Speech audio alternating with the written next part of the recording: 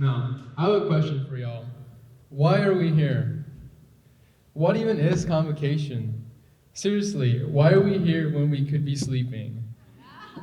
Perhaps the question is, other than graduation, when do we ever see so many of us students gather together?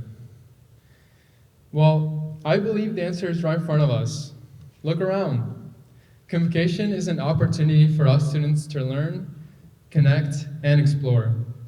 Today's a day when we're all gathered together with the opportunity to learn from a world-class speaker and neuroscientist, from every student around us, and from the workshops led by faculty and students. Now, before I introduce a very special person, I have two more questions for you. What will you learn today, and will you leave today with new perspectives and connections? All I ask is talk to someone new, learn something new, and enjoy your day.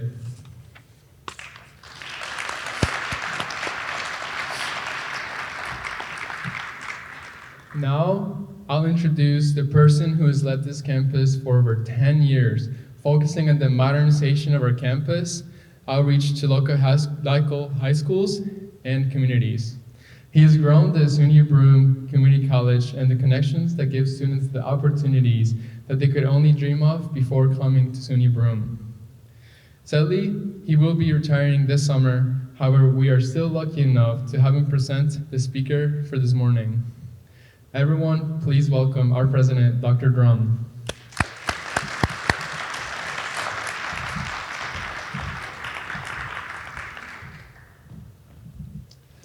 Thank you so much, Alejandro, for that gracious welcome and introduction this morning.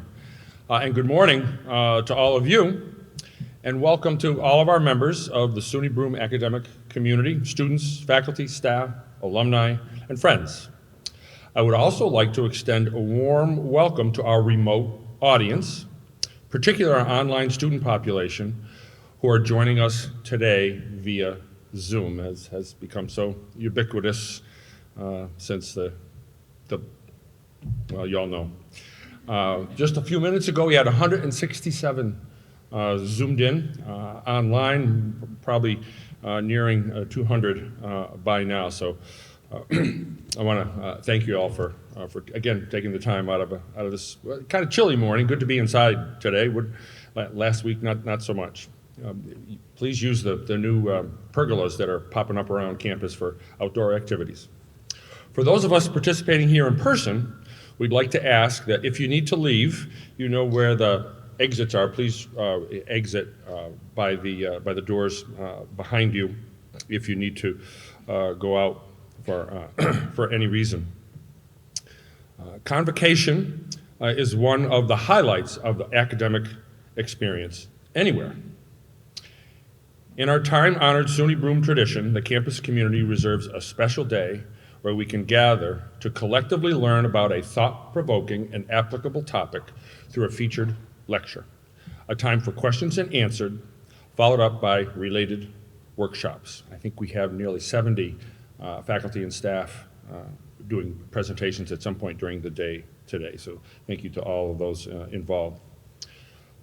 There are lots of great events on campus today in honor of this Convocation Day. At noon, our SUNY Broome Hornet Horns will be performing once again in the lobby of the building. If you arrived early, you might have heard them already. Following their noon performance, there will be 6 different workshops across campus which will focus on student mental health, diversity, achieving online success, ethics in engineering, a brain break with campus counselors, I probably should take advantage of one of those, and a pride and achievement workshop. With these interesting and very timely topics, it might be hard to choose which one to attend. Then at the conclusion of the workshops, there will be a screening of 2 documentary films. The Mind Explained, wow, how to focus. My wife would definitely want me to attend that one. And The Mind Explained, Teenage Brain in Tichenor 101. A special thank you for today's convocation events goes to the campus-wide Convocation Committee for their planning and implementation efforts all throughout the year. Thank you especially to Irene Burns, who serves as the chair of our Convocation Committee and advisor to our Honor Society, PTK, and to our Convocation faculty scholars who planned activities around the theme of Convocation Day and encouraged student attendance in both live and remote formats. I would also like to thank the Hornet Horns for their wonderful performance this morning in the Student Center lobby and for their upcoming performance this afternoon. Please join me in giving a hand to our Hornet Horns and look forward to hearing them again.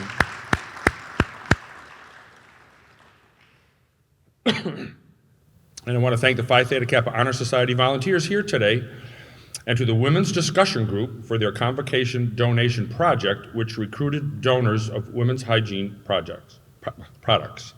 A big thanks also goes to our MARCOM, ITS, maintenance and facilities teams for their help with the coordination and setup of this event.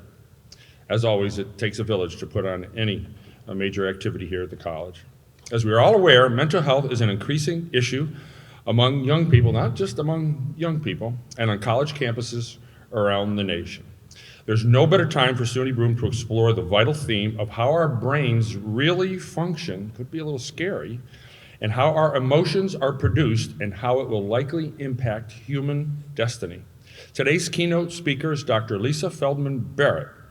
She is University Distinguished Professor of Psychology and Director of the Interdisciplinary Affective Science Laboratory at Northeastern University. She also holds research appointments at Massachusetts General Hospital, Harvard Medical School in the Psychiatric Neuroimaging Program in the Department of Psychiatry, and at the Martinos Center for Biomedical Imaging in the Department of Radiology. Her research focuses on how the human brain, in continual conversation with the human body and the world, regulates the body and creates mental events such as episodes of emotion.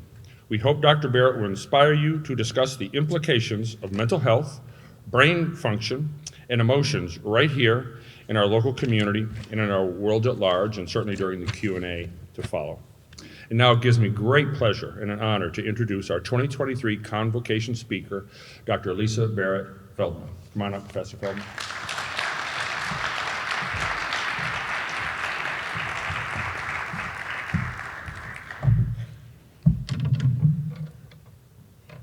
Great. Okay. Hi, everybody. Hi, everybody. I'm doing great. I'm doing great. I hope you are too. It's a real honor for me to be here and speak with you today. Before we get started, I'm curious to know how many of you have actually seen a talk by a neuroscientist before? Oh, so some of you. Great, awesome. As you might be able to tell, I'm not a typical neuroscientist. Most neuroscientists are men. They are much taller than I am. Okay, just before we get started, I have to tell you, that was a joke. A couple of you got it, thank you. But throughout this talk, there will be several jokes, and it's your job to laugh. And if you don't, we're gonna stop and practice, okay? Because I'm bad at jokes, and I'm trying to get better, so. All right, so let me do that again. Most of them are men, and they're much taller than me. Thank you. I don't wear a white lab coat. I usually prefer leather jackets, not today, because it was supposed to snow. I do stick people's heads in big machines so that I can peer into their brains to see how they work. And I've discovered some stuff. And some of that stuff, some of that scientific knowledge, provides answers to big questions like, what does it mean to be a human being? And that's what I want to share with you today. Now, neuroscientists like me are really interested in this question, and we're also aware that we are not the only ones who have answers. For example, in 1776, the founders of this country laid out a roadmap for what it means to be human. It's right there in the Declaration of Independence: life, liberty, and the pursuit of happiness. So, do humans need life? Well, obviously. Liberty? For sure. The pursuit of happiness? Well, let's think about that one for a minute. Humans have been talking about happiness since we invented philosophy. Some say it's the most important thing in a life.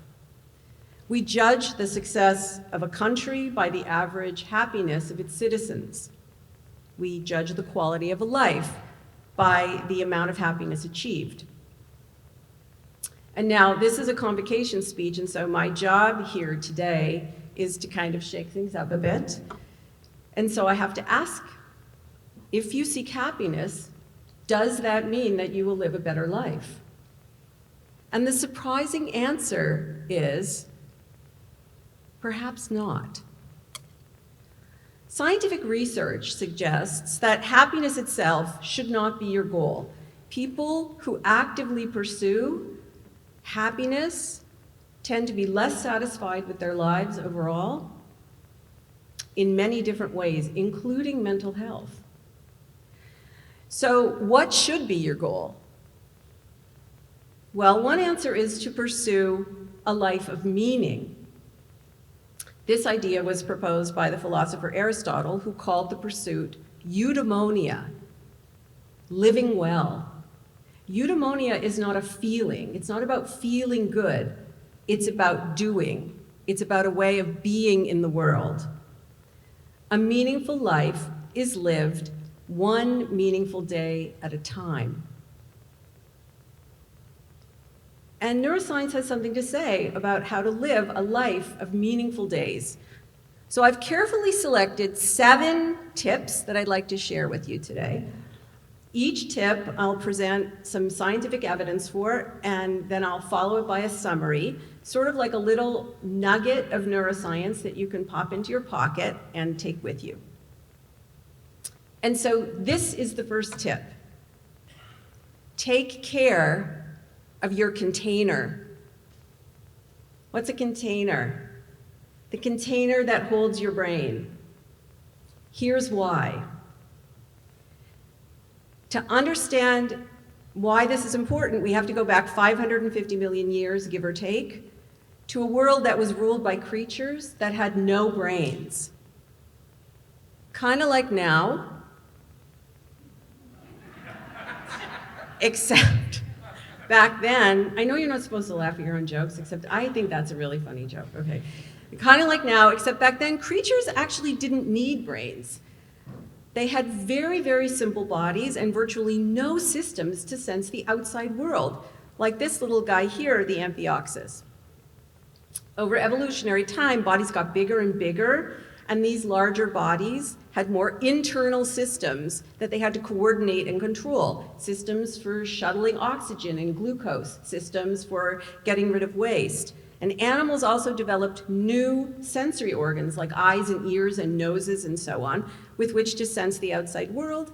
And these bodies, which were so complicated, needed a central command center to coordinate them, and that's what your brain is.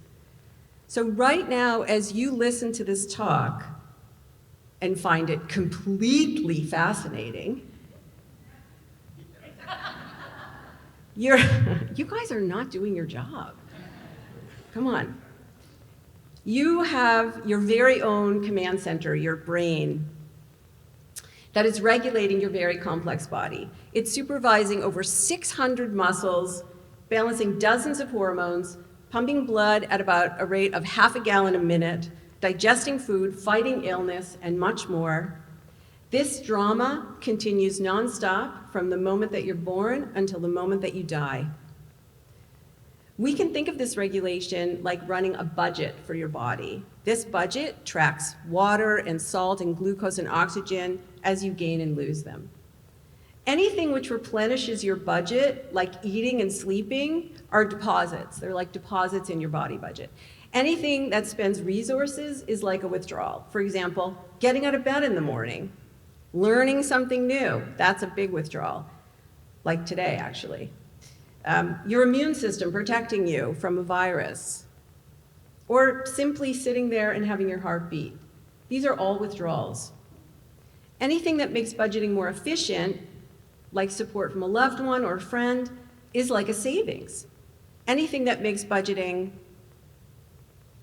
Less efficient, like social stress or loneliness or social isolation, is like paying a little tax. So this is a simplified explanation for a much more complicated process that has a fancy name called allostasis, but it captures the idea that running a body requires biological resources, and your brain is always guessing when to spend resources and when to save them, and it's tuning its budgeting efforts along the way. And even though this budgeting is going on 24/7, your brain is always budgeting for your body, you almost never feel it directly. Instead, what you feel is mood. It's kind of a summary of how your body budget is doing. So you feel pleasure, displeasure, you feel comfort, discomfort, you feel being worked up or being calm. These simple feelings are kind of quick and dirty summaries of whether your body budget is solvent or running a deficit, and meaning that you need some deposits. Now, mood is not emotion. It's a property that is more basic. It's like a property of consciousness. It's with you all the time. Your brain is always regulating your body. Your body is always sending information back to your brain, and you feel that as mood. So you feel mood even when you're not emotional, even when mood is not in the forefront of your attention. And sometimes when you're feeling really crappy, it might mean something is wrong, but it might just mean that you're running a deficit and you need some kind of deposit, right? It might mean that you're doing something hard. It might mean that you didn't get enough sleep the night before. So this is the first nugget. Your brain's most important job is not thinking. It is not feeling. It is not sensing, like hearing or seeing or smelling.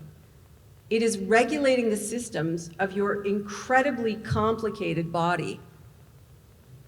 You and I don't experience ourselves that way. We don't experience every moment of awe, every moment of despair, every hug we give, every insult we bear. We don't experience this as having anything to do with our bodies per se, but that is what's really going on under the hood. And if you take care of your body budget, everything else in your life, even the really, really hard stuff, will be easier. Now, I know when I talk about this, I sound like a mother, and I am a mother, but I'm also speaking to you here as a neuroscientist. And to make my point, what I'd like to do now is a little exercise. So I'd like everyone to stand, please. And for our friends on Zoom, you can feel free to stand too. All right, so everyone's standing. I'd like you to sit if you did not eat a healthy breakfast this morning. I'd like you to sit if you did not exercise in the last 24 hours. I'd like you to sit if you did not drink 8 glasses of water yesterday. And no other liquid counts, by the way. If it wasn't water, it doesn't count. I'd like you to sit if you were drinking caffeine today to borrow energy from tomorrow to make today a little easier. I'd like you to sit if you did not sleep for 8 hours last night. Wow, you guys are tough, man. Okay, if you did not get 8 hours sleep the night before. Oh, okay. Are you guys athletes or something? Oh, awesome, okay. All right, but you see my point, right? See my point. This all sounds like it's trivial stuff. You can sit now. Thank you. This all sounds like it's trivial stuff, but it's really not. It's actually really important to your mood.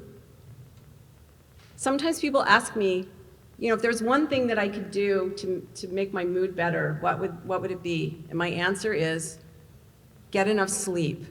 I know that sounds really boring, but the neuroscience on this is absolutely 100% clear. So we're going to move on to the second tip. Choose to spend time with people who are good for your body budget. You see, your brain secretly works with other brains. And this hidden cooperation impacts your body budget and your health, for better or for worse. We humans are social animals. We form long-term pair bonds. We work and live in groups. We care for offspring for many, many years, sometimes many, many, many years. These practices have allowed us to colonize virtually every habitat on Earth and survive and thrive in more climates than any other animal, except maybe bacteria that can live in outer space and in your intestines. So, harsh environments. But there's another way in which we are social animals, and that is we regulate each other's body budgets. For your whole life, outside of your awareness, other people create savings and taxes, and sometimes even withdrawals in your body budget, and you return the favor. Whether they intend that effect and whether you do is irrelevant. It's how we're wired as humans. We are the caretakers of each other's nervous systems. Now, this is a hard message for people to hear in the United States. In the United States, we live in a country where we value individual rights and freedoms, as we should. But it's also a biological fact that we are biologically dependent on each other in this way. Many, many animals regulate each other's nervous systems. Social insects, for example, regulate each other using chemicals. So here I have a photograph of a mama earwig, and she's regulating the body budget of her little babies. Isn't it cute? Do you know, yesterday I actually read an article about cockroaches. I mean, like, who would think that this is neuroscience, but it is. Mammals also use chemicals to regulate each other, it's using smell, and they also use sound and touch and some vision. Primates use all these senses to regulate each other, but they're particularly good at using vision, and as are humans, we're kind of primate, but humans also use words and concepts. Every day we tweak each other's nervous systems in very physical ways that go beyond what you might expect, just by speaking words to each other. If you've ever taken comfort from ancient texts like the Bible or the Quran, or from philosophy written by ancient Greeks, or poetry from the Middle Ages, then you have received body budgeting assistance from people long ago. Books, videos, and podcasts can warm your heart. They can give you the chills. Just think about the impact of words and concepts and the impact they've had on you during the years of your education. Words can even span great distances. Another human can text 3 little words to you from halfway around the world, and that will change your heart rate, your breathing rate, your metabolism, even if you cannot see them or hear them.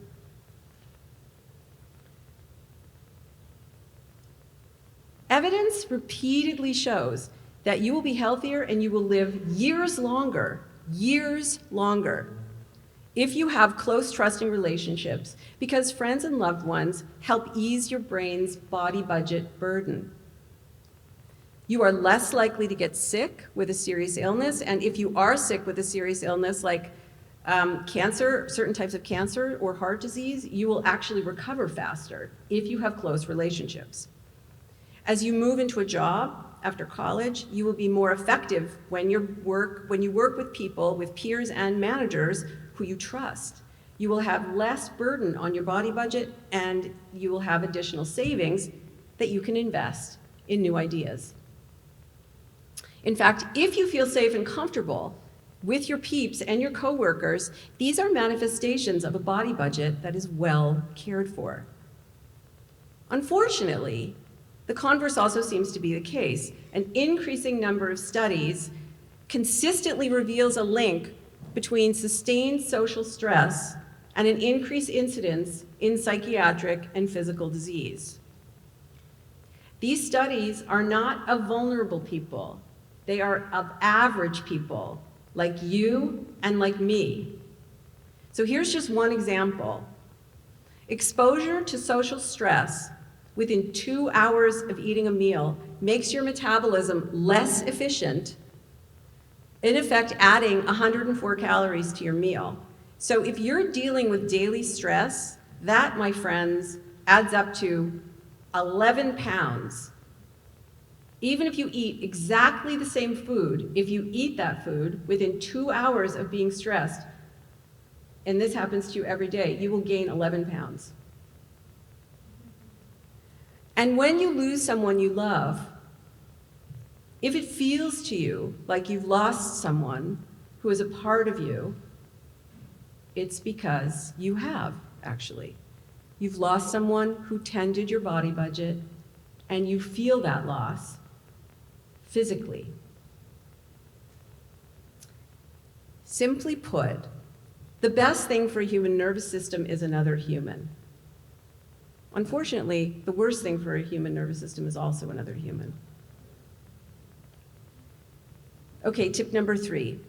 Not only do other people tweak your body budget, but you tweak theirs too. And this means that each of us contributes to the health, mental and physical, of the people around us, for better or for worse.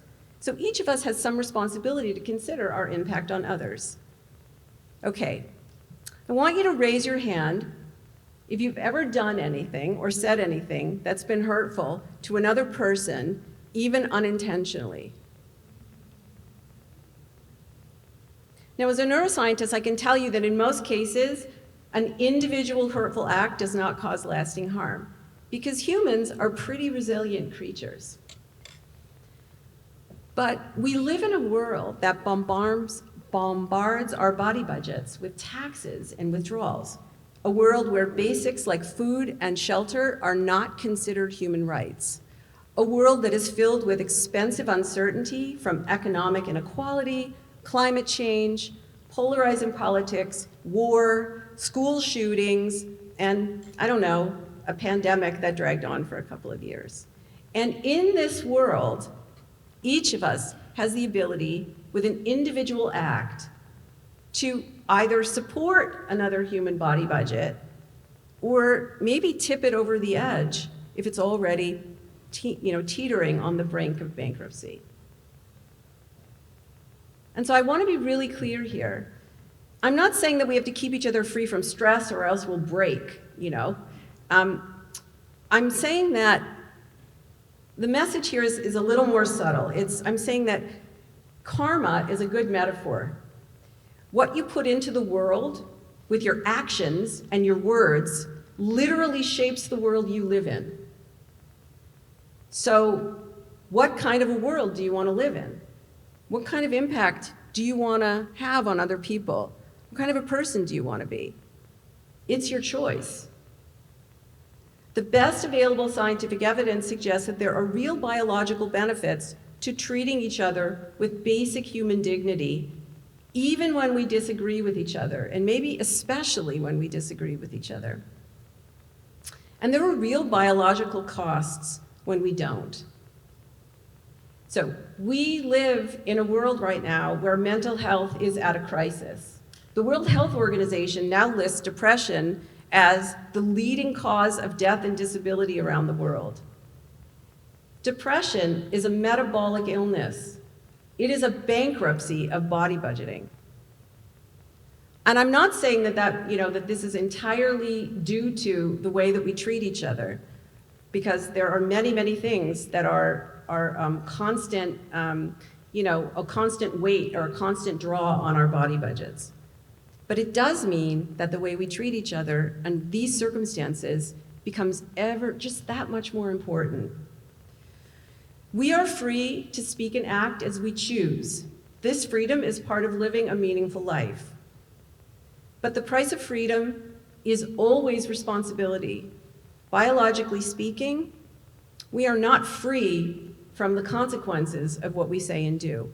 We might not care about those consequences, we might not like those consequences, we might disagree with those consequences, but brains and bodies don't really care. The biology doesn't care whether we agree or not. It just is what it is.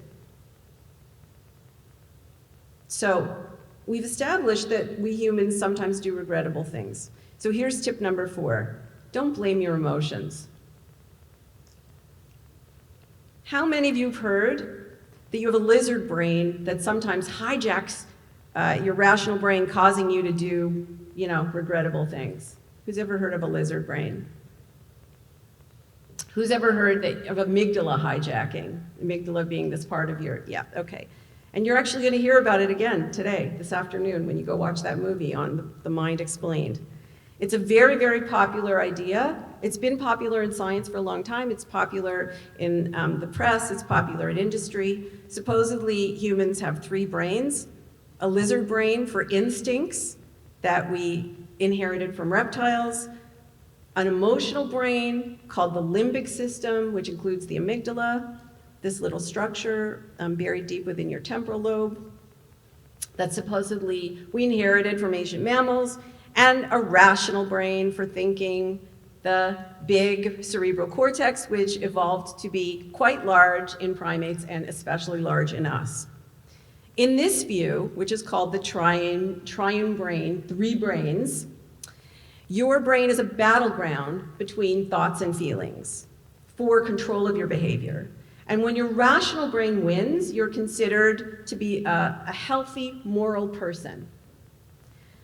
Otherwise, you fail to tame your inner beast, in which case you're seen as unable to control yourself, like being childish, or that you're mentally ill.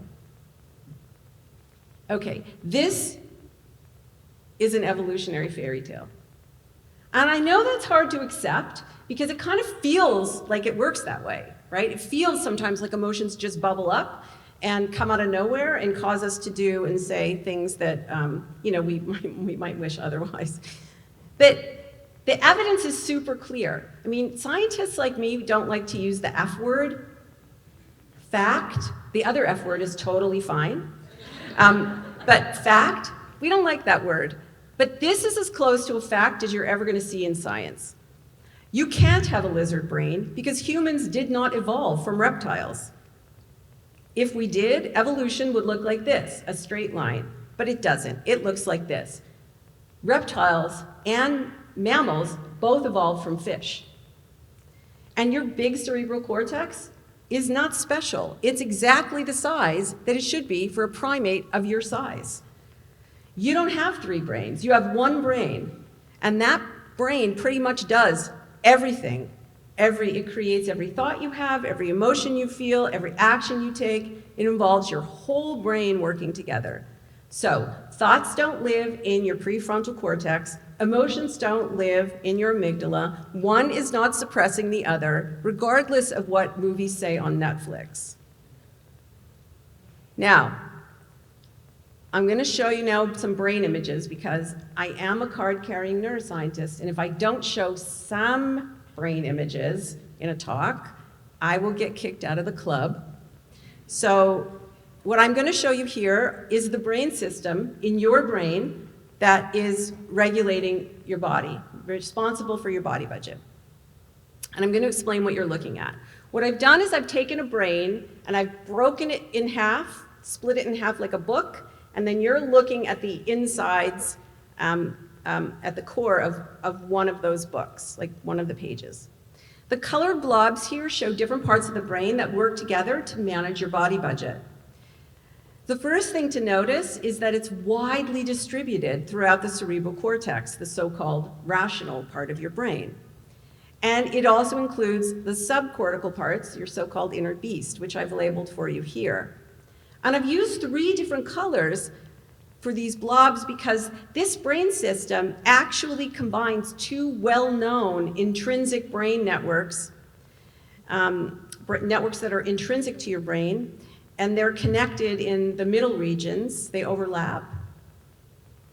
These networks, it doesn't matter for today what these networks are called, but I'm going to tell you anyways, just in case we have some budding neuroscientists in the audience. These networks are called the default mode network and the salience network. They have many other names, but that's their conventional names. So these 2 networks and the points at which they overlap, it turns out, don't just regulate the body. They actually do many, many things, including creating your mood and your emotions and your thoughts and your perceptions. So basically, these networks participate in every waking moment of your life. This what you're looking at here, these data, are a summary from more than 6,000 published papers showing that, that these networks, while they are regulating your body, they are also creating your mind. And summaries like this tell us something, really important, that neuroscience actually didn't expect to find, right? For a long time, people believed that they were going to find, emotions in one location, cognitions in another location, perceptions in another location. But instead, what we find over and over and over again is that thoughts and feelings don't have dedicated brain parts. Thinking and feeling are whole brain events. They involve your whole brain, and they necessarily depend on this system which regulates your body. So your brain is not a battleground between emotion and cognition. It might feel to you like emotions trigger and just happen to you, but they don't.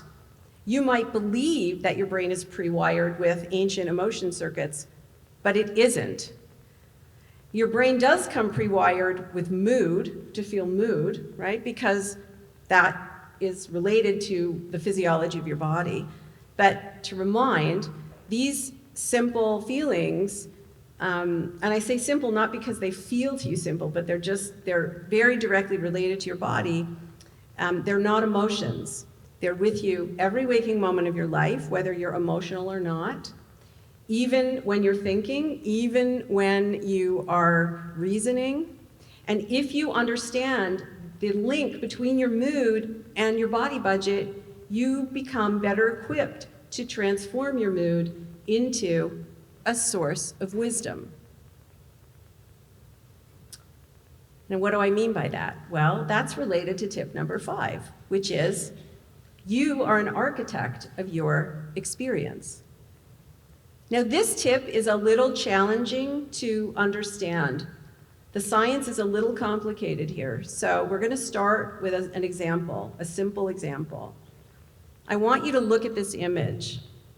And for people over here, it might be, if you're sitting on the edges, it might be a little hard for you to see the example that I'm going to show, but just look at these black and white blobs here.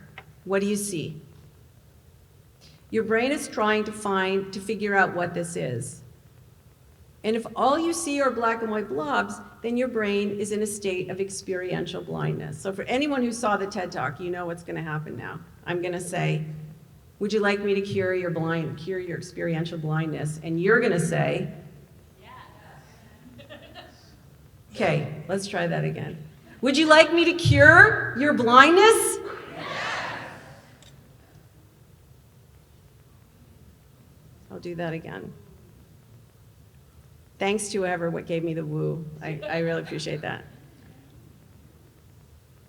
It's a little hard for this illusion to work if you're not looking at it head on, but for those of you who are, many of you now see a bee or part of a bee. Why? Because your brain has new knowledge that it didn't have before, right? So when I showed this to you the first time, your brain didn't have that knowledge. After I showed you the color photograph of the bee, it did. And this new knowledge changed how you experience these blobs right now. So if you see a bee or a part of a bee, it's because your brain is actually constructing the image of a bee where there is no bee. You are seeing a bee that's not there.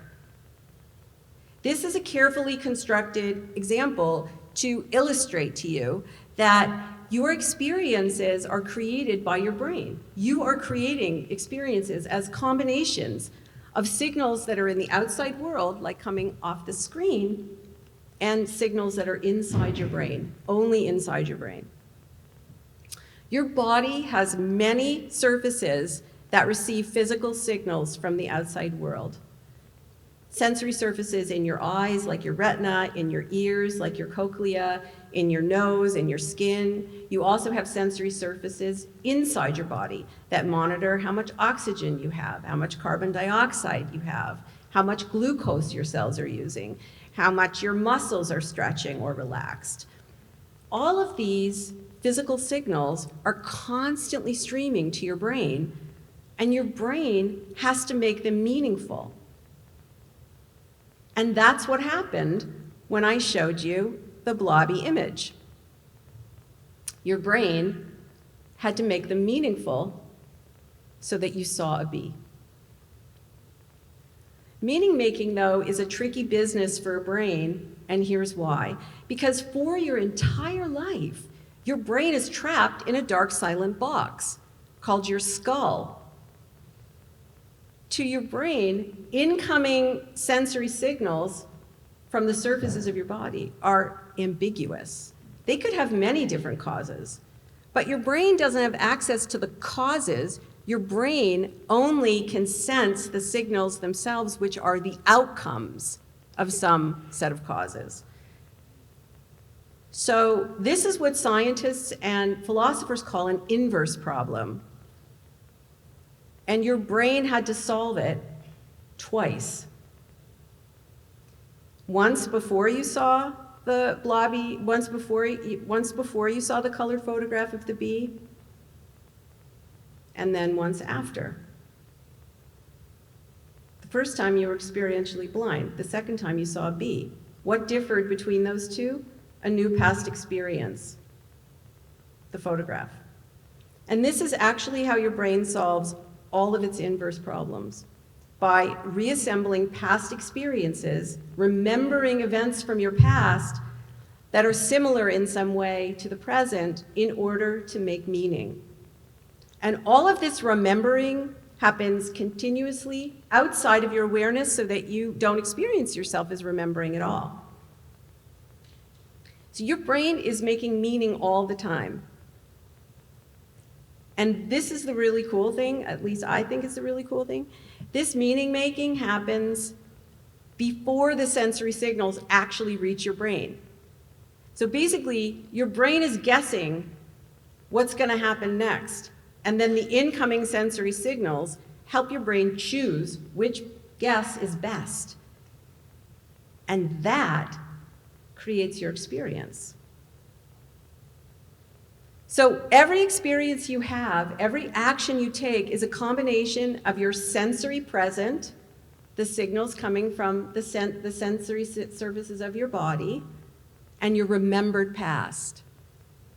Actually, the neuroscientist Gerald Edelman calls experience the remembered present. So suppose you heard a loud bang. Suppose we heard a loud bang right now. What would have caused it? What could have happened outside to cause that loud bang? We'd need to know that in order to know how to act. So you might reach for your raincoat if your brain made sense of that loud bang as thunder. You might hold your breath to avoid inhaling fumes if your brain made sense of that loud bang as a car backfiring. You might duck and run and take cover if your brain made sense of that loud bang as a gunshot.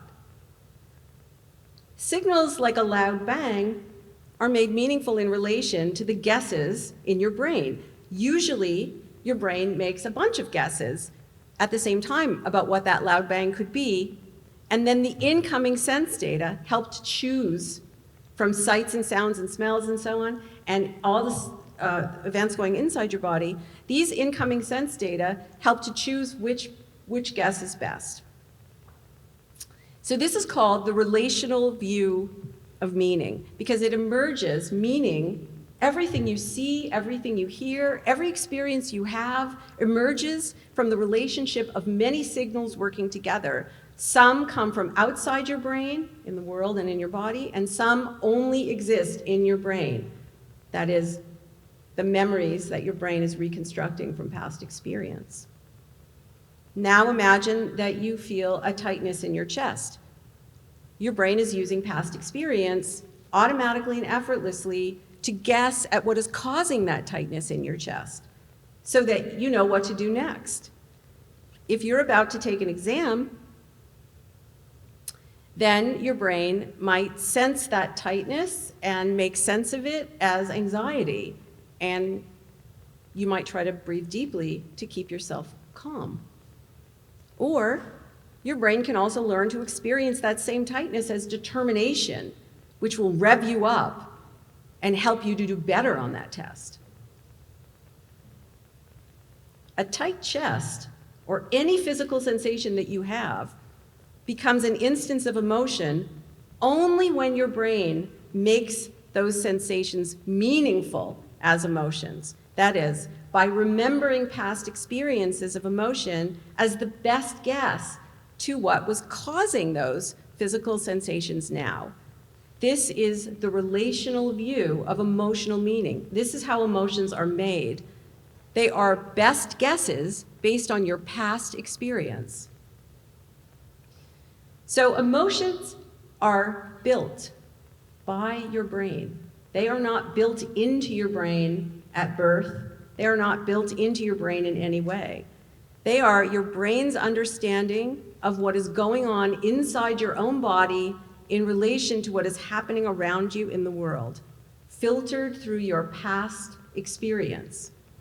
So emotions are episodes of meaning making,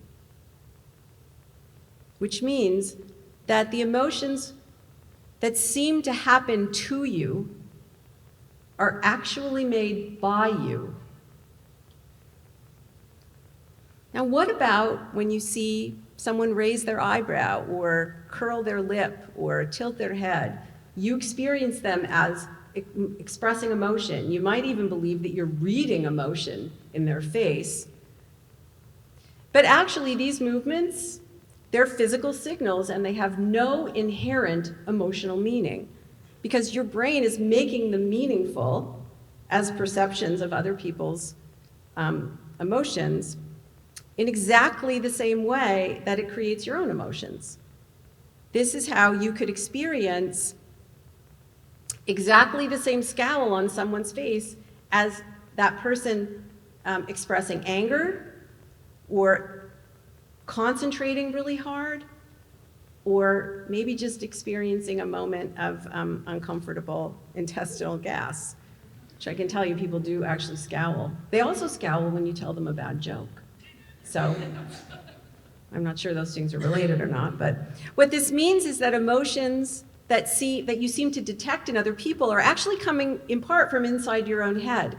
So when you see another person as emotional, your brain is guessing what those facial movements mean and what the other physical signals that what you hear in someone, what those mean. Even people who believe that they read each other well, that they read other people, are just guessing. And these guesses happen, we make them so effortlessly and so automatically that we feel like we're reading words on a page, but we're not. We're just guessing, which means we can be wrong, which means we should be a little more humble. So what is all this relational meaning? Well, this image holds the key to answering that question. Right now, your brain is making sense of this scene. And I'll wager that you have never, ever actually seen electrical towers playing jump rope in real life. But you can understand that's what's happening here because your brain is combining bits and pieces of past experience to make sense of these visual signals coming from this screen. But this example demonstrates something else which is really cool about the way that your brain creates relational meaning. How many of you who can see this image can hear the towers hitting the ground? And how many of you can feel the thudding of the towers in your chest? Yeah. But here's the cool thing. There actually is no sound here, and there is no vibration here. You can hear these towers or feel them if your brain is changing the firing of its own neurons to create thuds purely on the basis of visual input. And this is what your brain does every single time it remembers something for the purposes of making meaning of incoming signals. The neurons in your brain begin to fire in anticipation of those signals. So based on what you see, the towers jumping, your brain is changing the firing of other neurons to anticipate incoming sense data. And that's what you're experiencing right now, that change.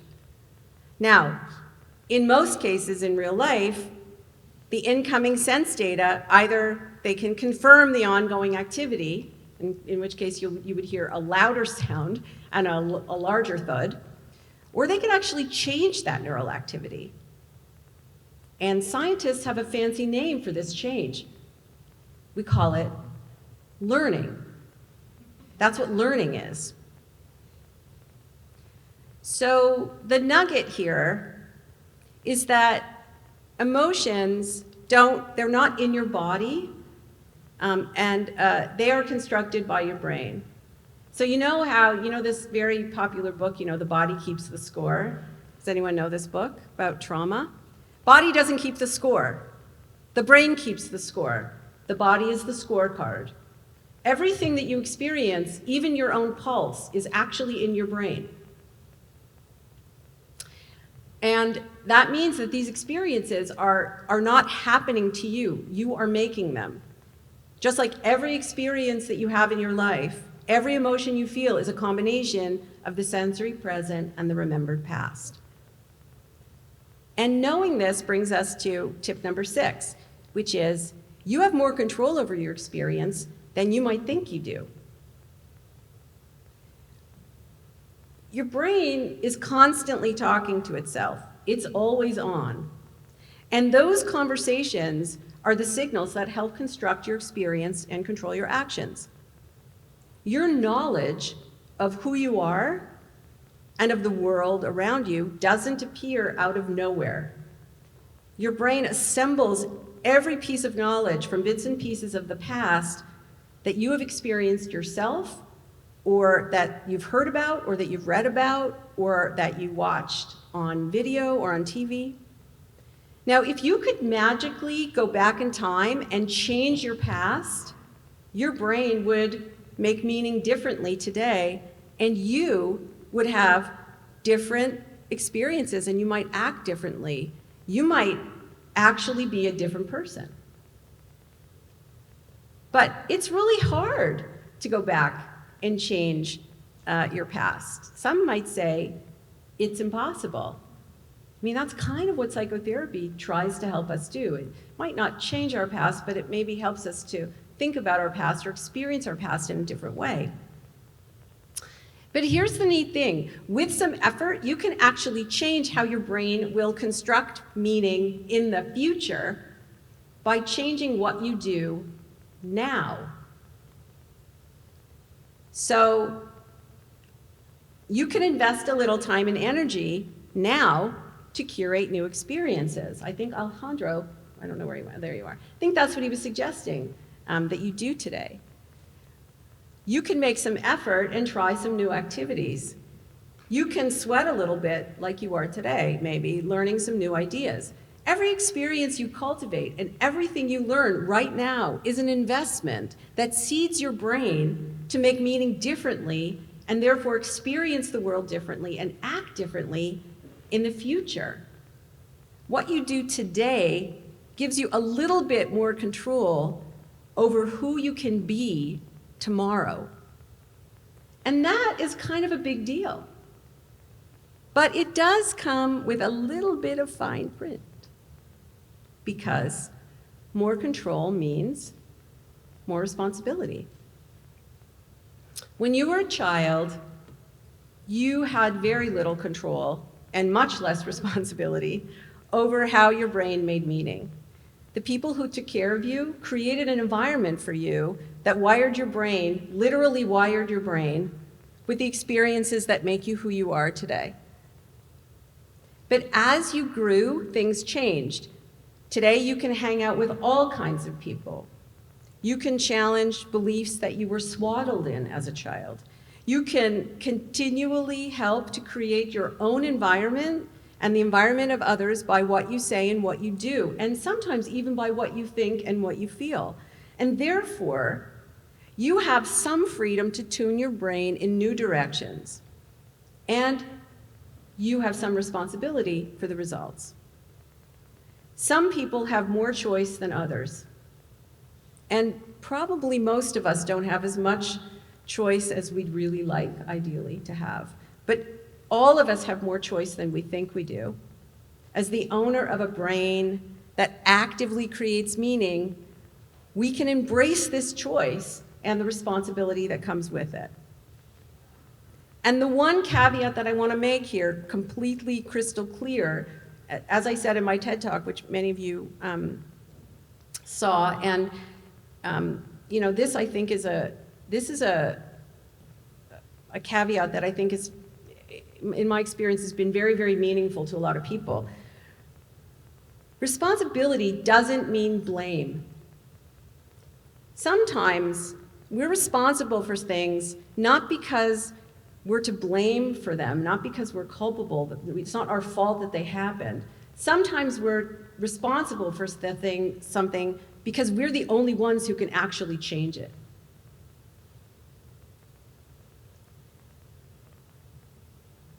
So in this moment, as in every moment, your brain is cultivating your past as a means of controlling who you will be in the future. And you can take some control over your future by cultivating your best self now, today. And we've made it finally to the last tip. I'm sure you guys are relieved. Or maybe not. You have the power to construct reality. Are you with me? Does this sound like a very clear statement, or does it sound like, what the f is she talking about? Right? Okay. Well, let me give you an example of what I'm talking about.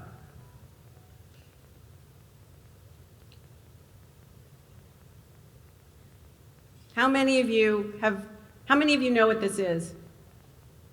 Shout it out. Wednesday. The Wednesday dance. How many of you can do it?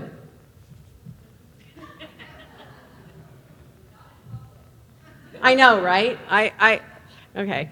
This is a little piece of reality that just appeared about 6 months ago when a bunch of humans completely made up something, and today a lot of us know what it's called, the Wednesday dance. To create this piece of reality, some humans took a series of physical movements and gave them a new function, to dance in a cool and somewhat creepy way, and gave them a name, the Wednesday dance. We communicated this name and this function with other humans, and then poof, it became reality.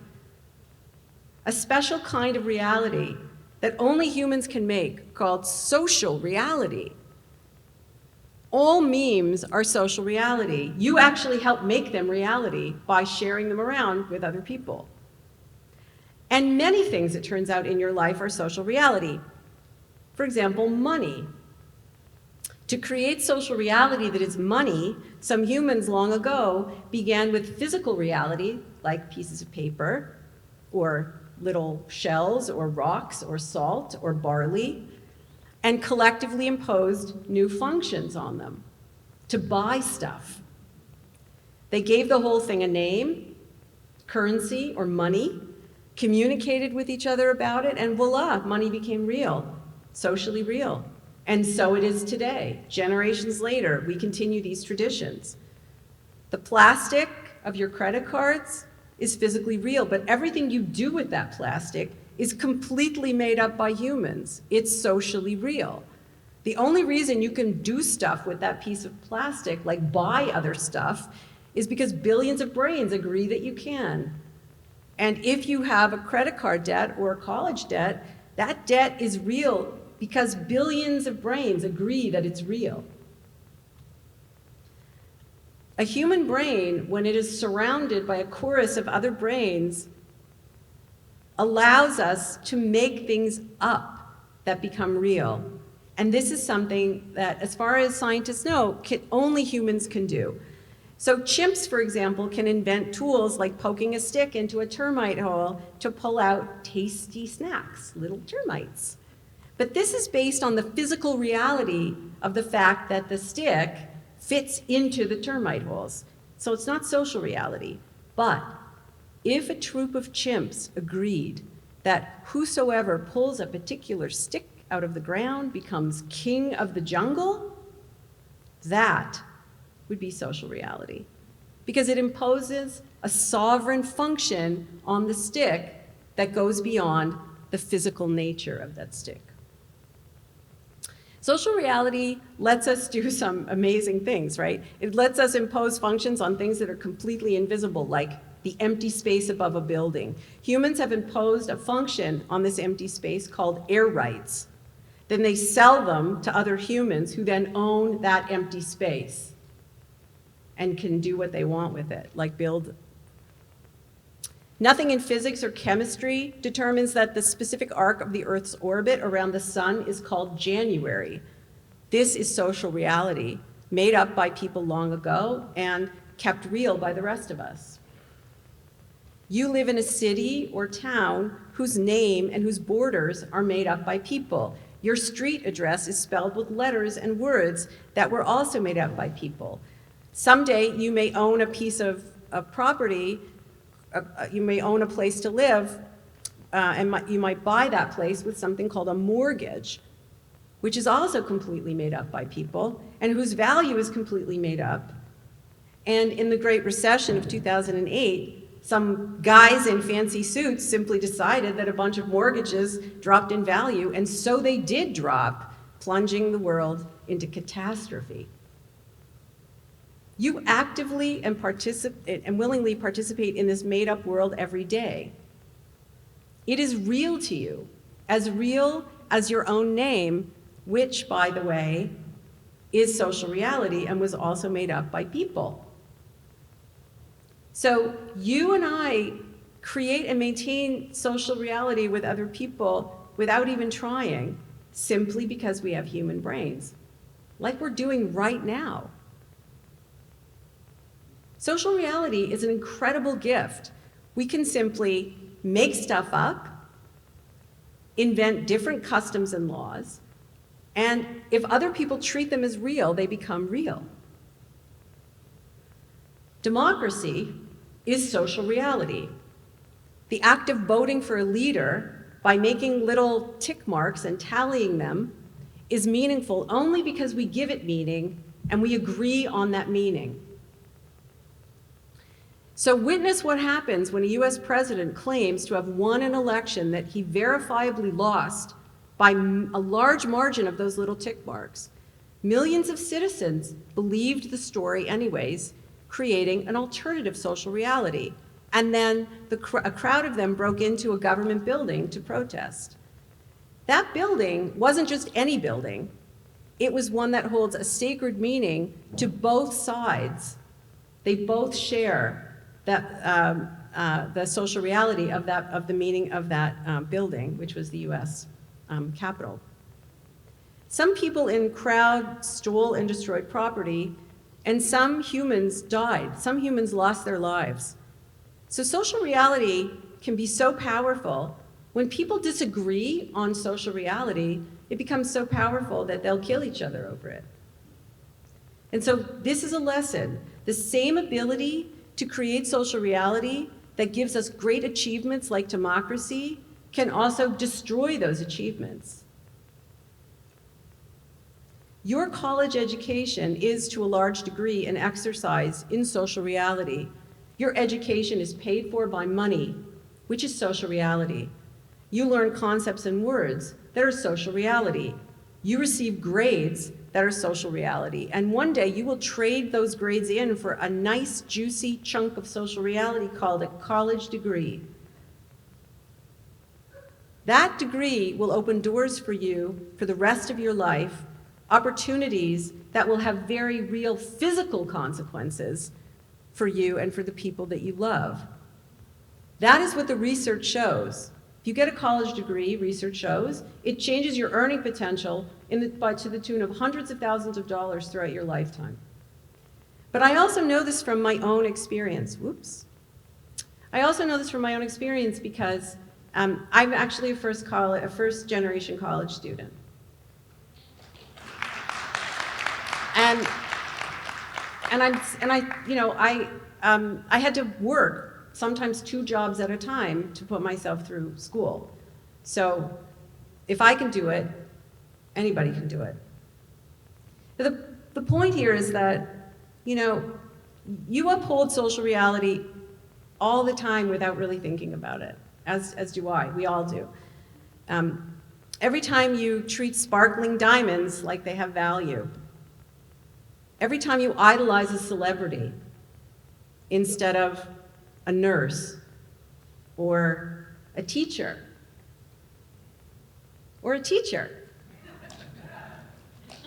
or a scientist, just saying. Every time you use certain pronouns or refuse to use those pronouns, you are creating social reality. Now, social reality has its limits, right? It is constrained by physical reality. We could all agree that we could walk through walls, but that doesn't make it happen. We could all agree that we could eat ground glass as food, but that won't make it happen. We could spread stories about how a virus isn't really contagious and therefore we didn't really have to wear masks. But here's the point. A virus doesn't really care what we believe. A virus is physical reality. It doesn't care about social reality. Anyone with a nice wet set of lungs is a suitable host. So the nugget here is that social reality is a superpower of the human brain that emerges in concert with other brains, other human brains. So we have to use it wisely. A superpower works best when you know you have it. Or, in the words of this great philosopher of the 20th century, with great power comes great responsibility. So to wrap things up this morning, I'm going to ask you to work with me on one more act of social reality together. So if everyone could please stand up. And for those of you on Zoom, please join in. I'll be able to hear you if you don't. This is my best advice to you as a neuroscientist for how to be a human who leads a meaningful life. I'm going to list these tips and we're going to read them all together. So here we go. I will take care of my container. All together. I will take care of my container. All together. I will connect with people who are good for my body budget. Come on, people. Come on. I will connect with people who are good for my body budget. I will consider my impact on others. I will not blame my emotions. I will be an architect of my experience today on behalf of my future self. I will embrace the responsibility for things that I can change. I have a superpower to create social reality and will use my superpower only for good. And 30 years from now, I want to hear how it all turned out. So contact me and let me know. Now go get them.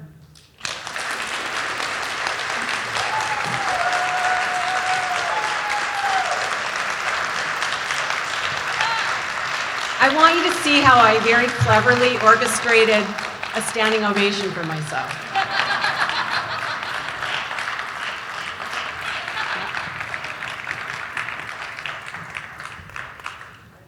Hi, everybody. On behalf of the Convocation Committee and the entire campus, I'd like to thank you, Dr. Barrett, for sharing your research and all of its empowering messages. Convocation is the single largest academic event at SUNY Broome, and we close the entire campus to honor you and the work that you're doing to educate us about how we can improve our own and other people's physical and emotional health. So next up on our agenda will be our question and answer session. I'm going to say we're going to start at about 11:20. So anybody who would like to leave at this point, feel free to do so, and if you wouldn't mind, please leave quietly. And afterwards, we will start with the questions that are coming from the Zoom audience and from you. So let's take 5 minutes and then come back, okay? Thank you. Welcome to the question and answer session. I'm pleased to have you here. My name is Diane O'Haron. I'm a member of the English department and a member of the Convocation committee. So what I would like to do right now is to establish what's going to happen first, second, third, etc. So first thing that's going to happen is we're going to I'm going to ask, well, maybe not. We have a question already from our Zoom audience, and I think I'd like to start there, if that's okay. So my colleague, Dr. Congdon from the chemistry department, is fielding questions from our Zoom audience, which are being collected by our Convocation committee member, Dr. Amanda Hollister from our library. And once Rob is done presenting the question and Dr. Barrett has had time to answer it, we're then going to go to our audience members. Okay, with Dr. Virginia Shirley, also from the English department and the Convocation committee, introducing the students or faculty members. Okay, Rob, go ahead. So our first question from our Zoom community, what has inspired your speech today? And what makes all this matter to you, and why do you do what you do? I'm actually most comfortable in my lab. And I never actually thought that I would step out in front of my lab and talk to people about the research. But it became really clear to me, it's a story actually that I think I tell in How Emotions Are Made, but almost 10 years, I guess about 10 years ago, a journalist was writing a feature story about me and my lab, and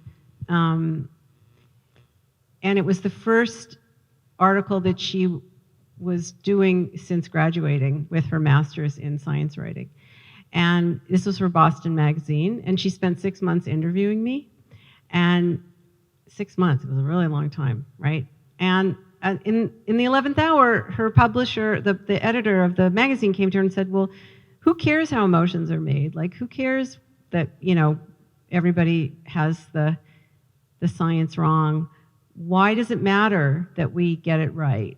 And so she came to me and she said, why does it matter that we get it right? And my reaction was kind of a defensive one, which was, because it's science. What do you mean? Do people ask physicists, why does it matter? Why are you studying, the most basic elements of the universe? Nobody asks physicists that, but they ask psychologists that and neuroscientists that all the time. So I didn't really have an answer other than, well, it's interesting and everyone should know how their brains work.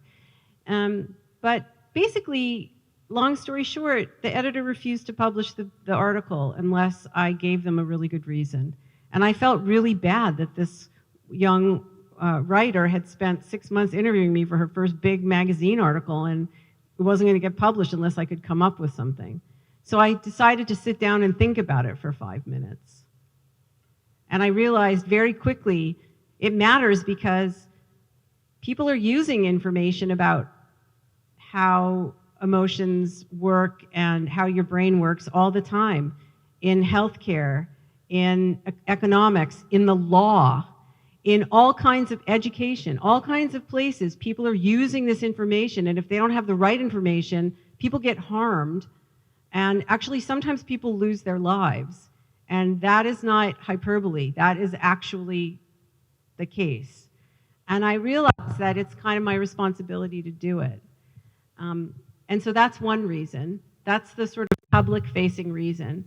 The more private reason, which I've only recently started to talk about with my daughter's permission, is that my daughter is now 24, but they're one of the masses of young people who suffered in this mental health epidemic that we have. And I feel like there's some science there that could really help people. And I partly know about that science in my efforts to help them. So I feel like it's my responsibility to do it. That's why I do it.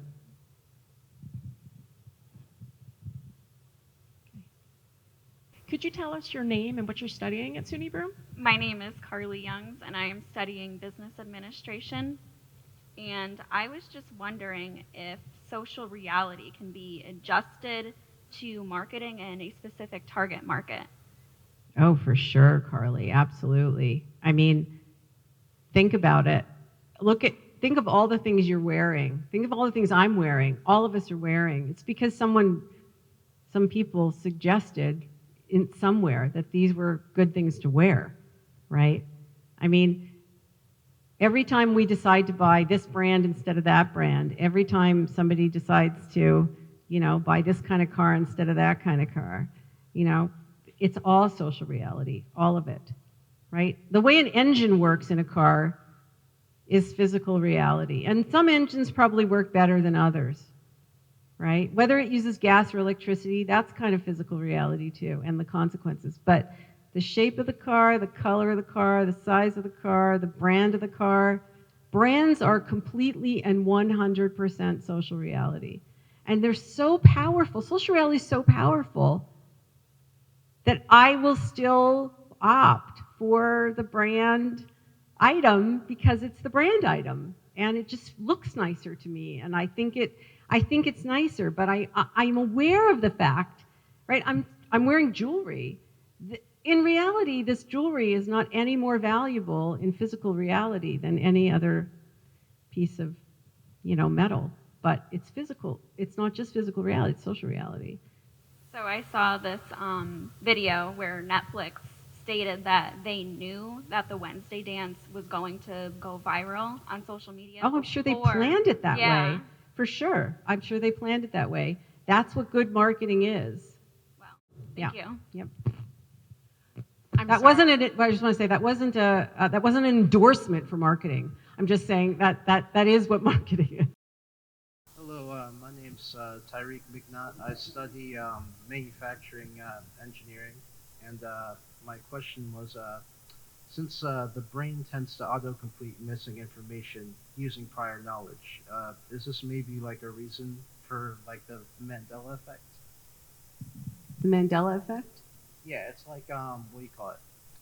Like Berenstein Bears versus Berenstain Bears. Have you? Oh yeah, for sure. Yes, 100%. Yeah.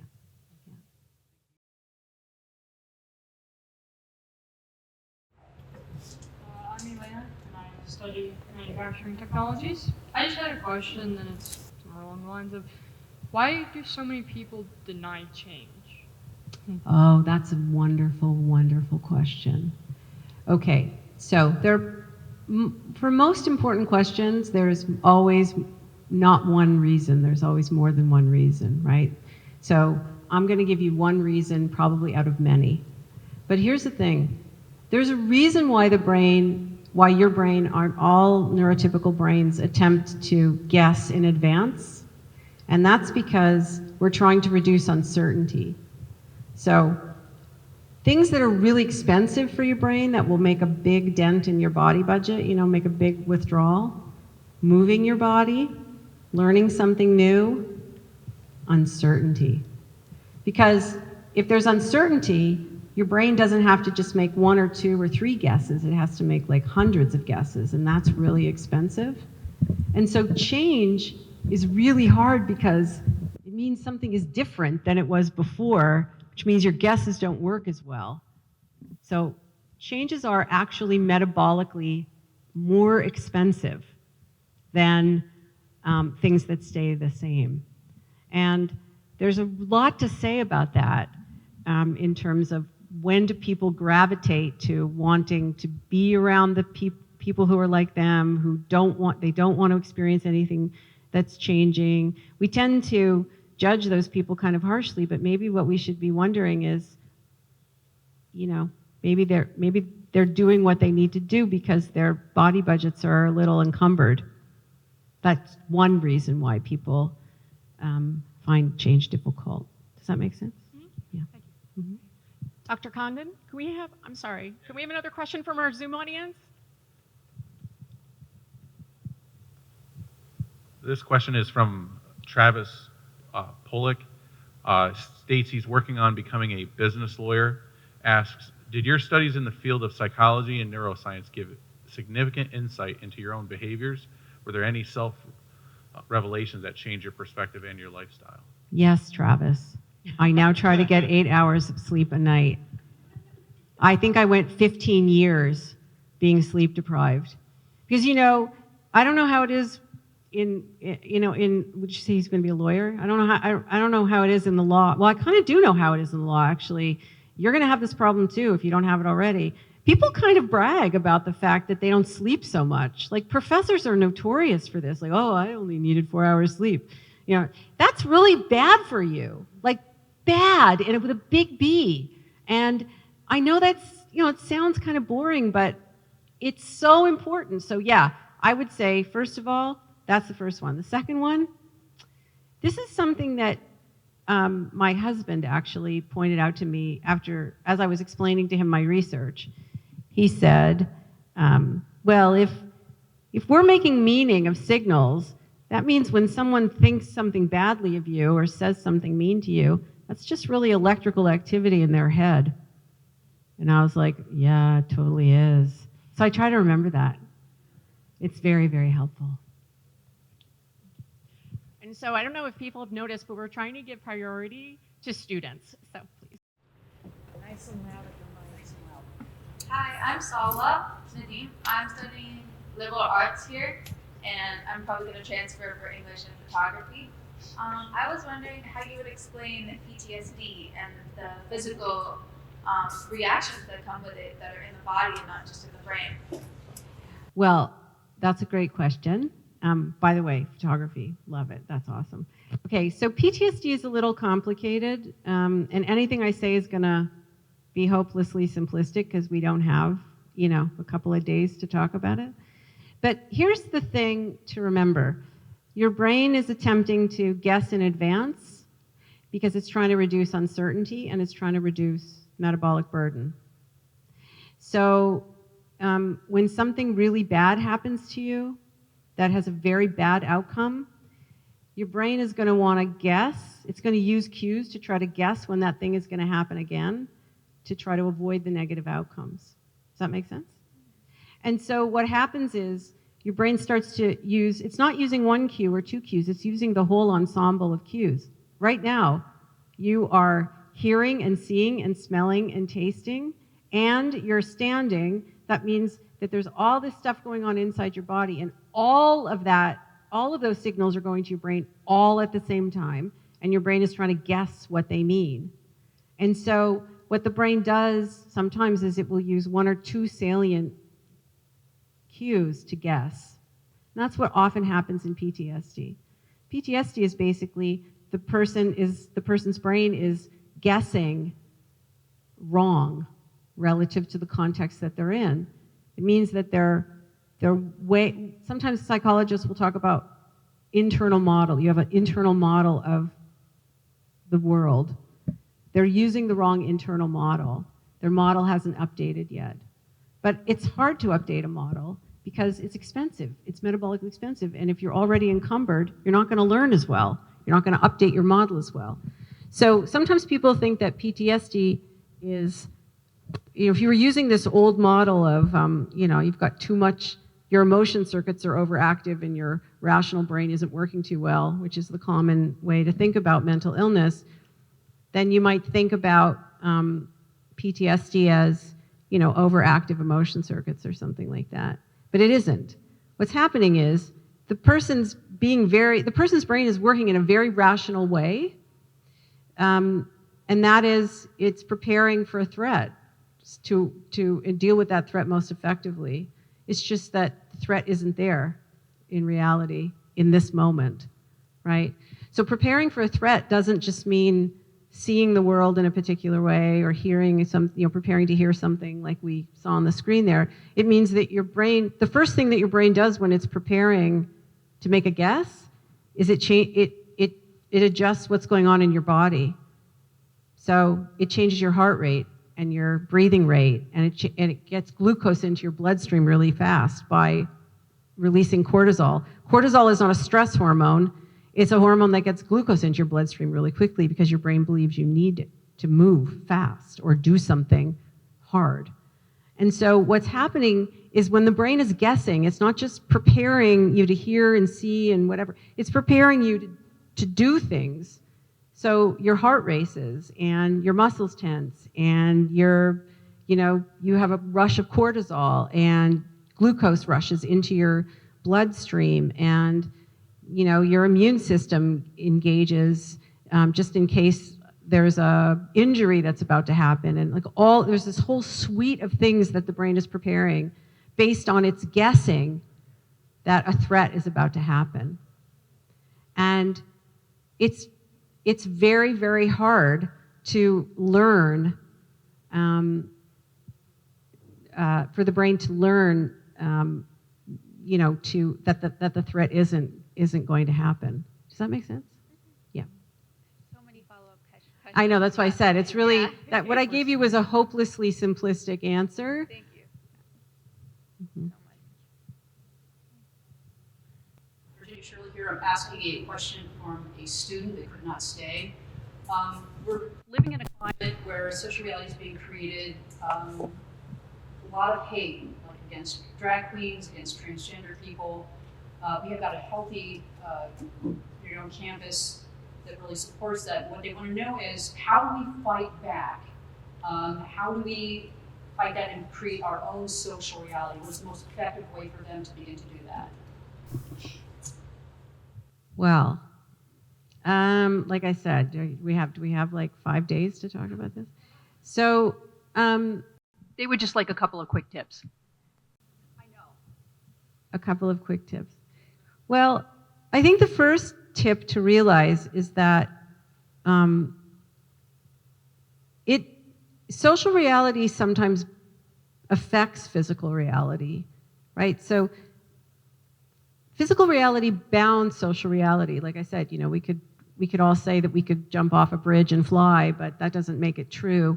But sometimes physical reality is affected by social reality. Racial categories is a good example. Skin tone is physical reality. It has something to do with the amount of melanin in your skin. But racial categories are social reality, and they impact the health, how you are categorized by other people, the social reality bins that you're put into can affect your health, actually, and that's physical reality. And the same thing is true for really any group which is disadvantaged or which is stigmatized, and there are many such groups. So I think the first thing to realize is, and I'm saying it this way because I think we can look at hate, hatred towards a particular group, and say, well, that's just social reality, though, that's just electrical activity in that person's head. Except that sometimes people in hate do very bad things. They kill other people or maim other people. So it's not enough just to say, well, that's just social reality, we can create our own social reality. I think that's part of it, but I don't think that's the whole story, because people are being harmed. So the bigger issue here, I think, is that something's happened in this country, even in my lifetime, and that is that it used to be the case that people could disagree with each other over the social reality that they preferred. And they might yell at each other, and they might, not want to be around each other, but they didn't actually try to kill each other, which happens more frequently now than I think it used to. I'm not saying it never happened, because of course it did, and we all know historically that it did. But now it's happening, at an increased frequency, and I think that's actually the thing that has to change. It would be great if nobody hated anybody. I'm a Pollyanna a bit in that way, but I think it would be great. That would be great. When my daughter was, I think, 3 years old, she came home from school, like Montessori school, and she told me not to use the H word. The H word? Hate. Hate is a swear word. That's what she learned. I was like, well, that's actually really smart. I wish that were really true, that was a word that none of us used. But I think really more the issue here is that people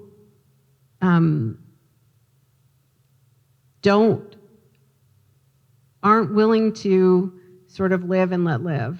And So what would my recommendations be? I guess, first of all, the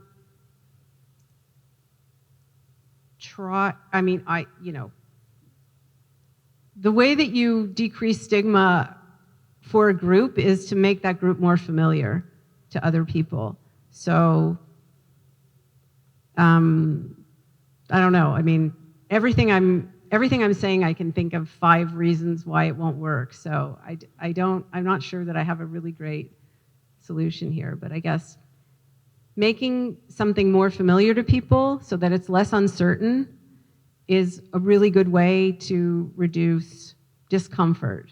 So drag queens going to read stories at libraries, not a bad thing, right? And what would I do personally? I would have a television show on Netflix or whatever about drag queens. I mean, I'm serious. I think that movies, televisions, YouTube videos, extremely powerful because they increase people's experience with things that are unfamiliar. And that's not the whole story, but that's part of the story. When people become more familiar and they can put a real name and a real face to a real person, then that becomes more familiar, it's more predictable, it's not so unpleasant. But that's a very small part of a much bigger problem that we face, I think, as a society. We're going to have one final question from a student, and for those of you on Zoom, if you have questions, please visit our website and have a conversation. Email, would that be fine for people to email you? People can email me, but I can't promise that I'll answer right away. Okay, fair enough. Yeah. So my name is Rachel. I'm in the chemical dependency counseling studies, and I have a little bit more of a personal question. So with your knowledge of psychology, do you find that people who aren't very educated on the subject feel annoyed by your expertise when they have, when they're not really aware of things and they hear what you have to say? Do you find that they feel agitated and what you're saying is wrong and they're not so plussed with it, like your family or your friends? A lot of people are annoyed with me. I'll just start by that, okay? But yes, so sure. I mean, my daughter has, bragging rights and being annoyed, because I'm her mother. And the last thing you want to hear your neuroscience mother say to you is get enough sleep, like on a regular basis, right? It's not fun.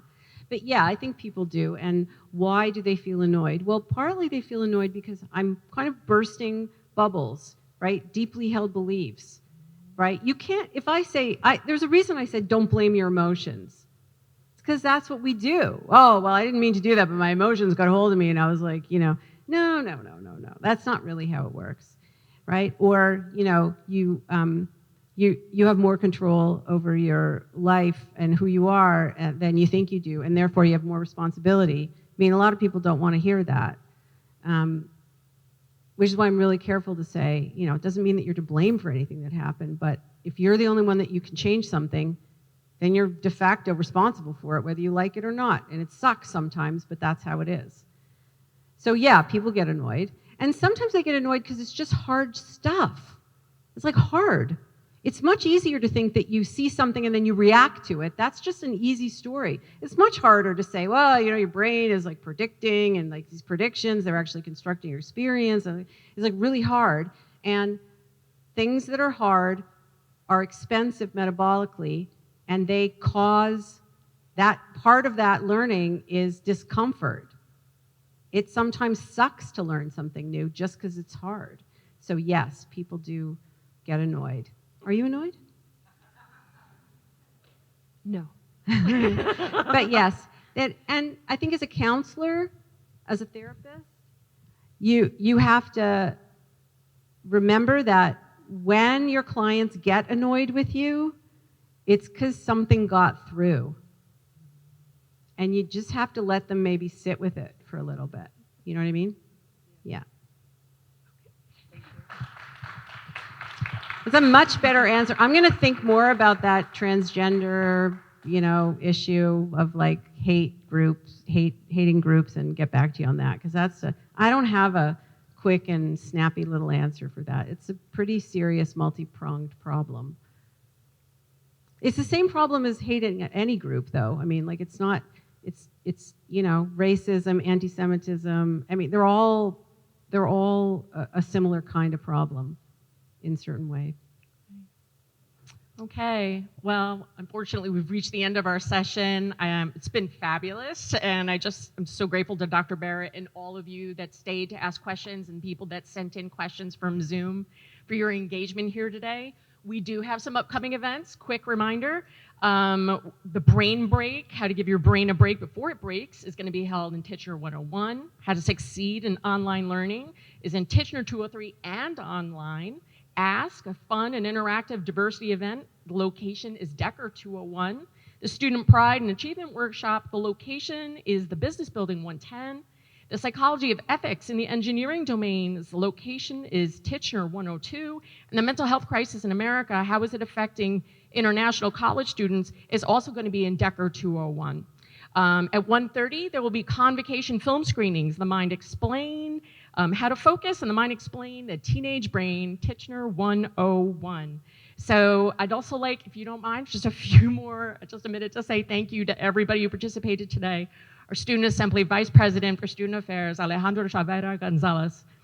Our student musicians, the Hornet Horns, the Women's Discussion Group Service Project, the Phi Theta Kappa Honor Society, our 30 Convocation faculty scholars, and the 60 staff and faculty enrolled in professional development opportunities today.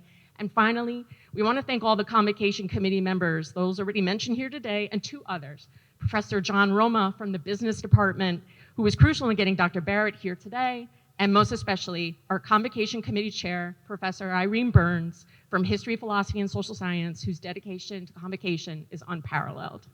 Convocation would not be as rich as fulfilling with all of your participation. Thank you again, everyone, for coming out, and have a great rest of your day. Can I actually just say one thing? I want to try again at answering your question, because I did actually think of something that I want to share. So a couple of years ago, I wrote an article for the New York Times that was widely misconstrued.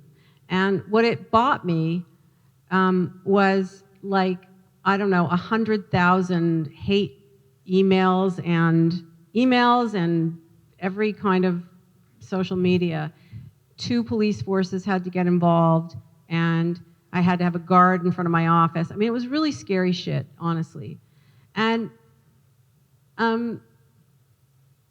eventually, when my nervous system calmed down, I started actually answering emails back to people. And I would just say, you know, I was using curiosity instead of fear. And I was like, you know, I'm not going to answer, I don't answer rudeness and I don't respond to insults, but if you actually have a question that you want to ask me and you ask it in a polite way, I will answer you. And a couple of people, like a handful of people, actually wrote me back politely and asked me, say, I don't agree with you, I don't agree with what you wrote, and then, you know, we proceeded to have a conversation where I said, well, I actually didn't write that, you know, but let's have a conversation. And, you know, it was really, I learned something about why some people misconstrued what I had written, and I learned something about how what the concerns were that that people were voicing in unproductive ways, admittedly, but still, I really learned something, and I was able to put that into effect. And the last election, I did something I'd never actually done before, which was I made political calls. I'm a registered Democrat, probably not a surprise to you, but I decided that I wanted to make calls on behalf of the Biden campaign because I wanted to talk to some Republicans who weren't in Massachusetts. And I wanted to talk to people who I never get a chance to talk to. And I wanted to actually talk to them, like actually, not to convince them of anything. I just wanted to listen. And sometimes people hung up, and sometimes people just yelled at me, But on occasion, I was actually able to have a conversation. So I guess what I can say is that, again, you know, everything is with the backdrop that there's this increased level of violence that it makes everything I'm saying a little bit unrealistic. But if that wasn't there, what I would say is get out there, talk to people who disagree with you, let them get to know you, become more familiar. If you are predictable to other people, they will be predictable to you. If they understand you better, then, you know, they're less likely to their brains will be less likely to construct hatred or fear. But all of that is conditioned, or all of that is sort of conditional on the fact that right now it's not always safe to do that, physically safe to do that. I think that's what I was kind of like mumbling and stumbling trying to say before, that all of these psychological tools and neuroscience tools that we have won't work if somebody tries to stab you or pull a gun on you. Like, that's just, you know, so that was what I wasn't being very effective at trying to communicate that. So I think that's something that has to be dealt with in addition to all of this. It's not just social reality is what I was trying to say. You can try to change social reality all you want, but there's a physical reality that we have to deal with here, and that is that violence against people who has always been a problem, but it seems to me like it's increased in prevalence now. Yeah.